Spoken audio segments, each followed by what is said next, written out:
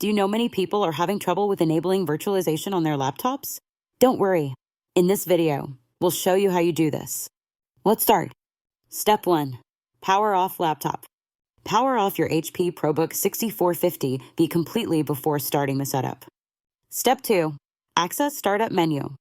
Switch on the laptop and instantly press the Escape key repeatedly until you see the Startup menu. Step 3. Enter BIOS setup. Choose F10 from the Startup menu to enter the BIOS setup utility. Step 4. Find Configuration.